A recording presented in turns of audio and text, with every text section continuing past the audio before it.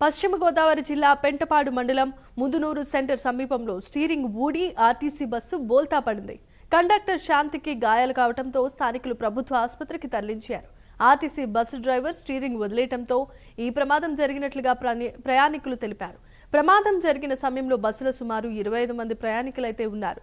ఒకరికి మినహా ఎవరికీ ఏమీ కాలేదని depot manager why Satyanarayana Murthy తెలిపారు.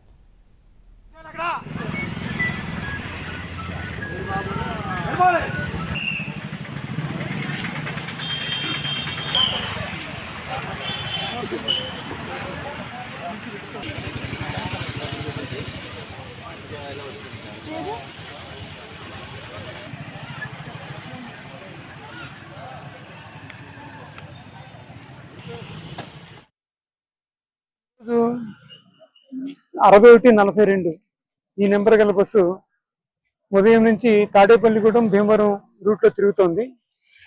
6 సింగిల్స్ పూర్తి చేసిన తర్వాత 7వ సింగిల్ బయలుదేరి 16:15 అంటే సాయంత్రం 4:15 బయలుదేరింది.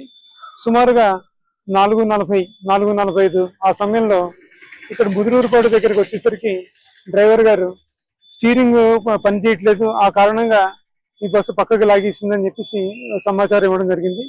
తక్షణం అక్కడ ప్రయాణికుల అందరి క్షేమ సమాచారాలు తెలుసుకుని అక్కడ 108 ద్వారా ఎవరికైనా గాయాలైతే వాడిని తరలించమని చెప్పి చెప్పడం జరిగింది. అయితే బస్సులో సుమారుగా 20 నుంచి 25 మంది వరకు ఉన్నారట. దాంట్లో కేవలం ఒక ప్రయాణికుడికి తల మీద చిన్న గాయం తగిలిందని, అదేవిధంగా మన కండక్టర్ గారికి కాలు కూడా ప్రెస్ అయిందని చెప్పి చెప్పడం ద్వారా కూటమి ప్రభుత్వంలో కాపులను సామాజికంగా, ఆర్థికంగా